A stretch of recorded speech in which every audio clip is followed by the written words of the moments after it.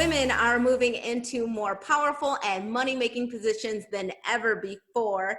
And in 10 years, actually, more than half of Americans' wealth will be held by women. Joining us now is our resident financial whiz, Kyle Wingfield from Finley Alexander Wealth Management, here to share some more information on this trend that I love hearing about. How are you, Kyle?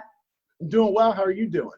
Great. I love hearing about women making more money, making these power moves, and this is a trend that you've been seeing more of, correct? Correct. And I think we're seeing it play out in the workforce. We're seeing it more visible to our eyes. But let's keep in mind, women for the longest time have been budgeting, planning, and saving money in their households since the beginning of time. So we're starting to see that play out in the workforce. I think it's an awesome thing because I think there's going to be a lot of positive changes that continue on in the workforce because of that. I'm glad that you made that distinction because women have been managing money and budget from the beginning time, as you say, and doing it very well. What we haven't been seeing is the managing of portfolios the same way. But now that has changed, correct?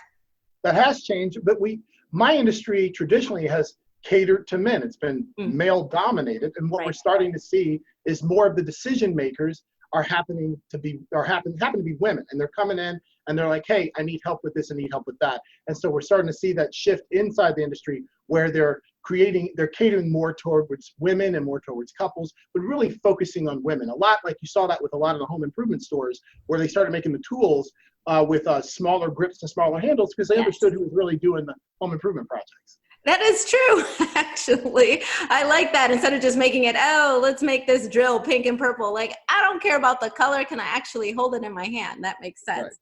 Right.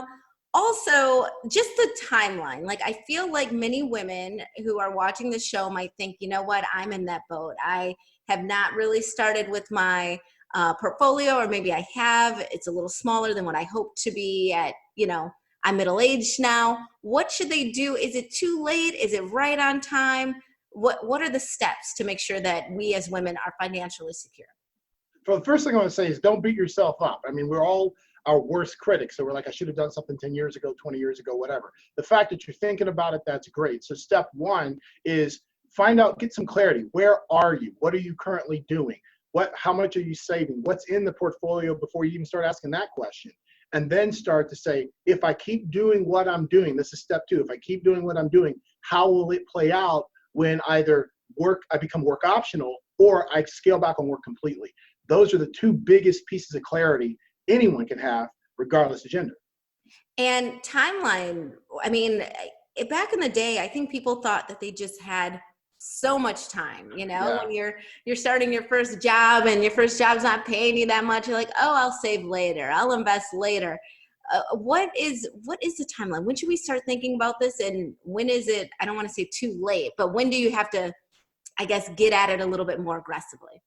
So first of all, if your first job, you're 21 years old, whatever, that's when you should really start saving. But I think what happens is life's happening, you want to get things done, you hit certain milestones. What we have seen statistically is that most people get around 40, which is the time when they're thinking, okay, I got to start saving because they know 20 years goes pretty quickly. So if you're 40 or over, let's start to get pretty serious and drill down. But it's never too late. Think about it like working out, Elsa. Okay, hey, what the worst workout you can have is the one you skip or don't do. Do something. Something's always better than nothing at all. I like that. Very optimistic. And since I've got a 40th birthday coming up, I'm like, you know what, Kyle? Might have to make that appointment. I feel like a lot of us women are watching and thinking the same thing. Thank you so much for being with us. And then we want to, of course, check you out. So what is a website that we should reach out to, or the phone number? FinleyAlexander.com. You go there, you can find everything you need and want all about us. And if you want to visit with us, you can do that. All right, perfect. Thank you so much. I love these Money Mondays. Learn so much. We'll be right back with more Midday Maryland right after this. Stay tuned.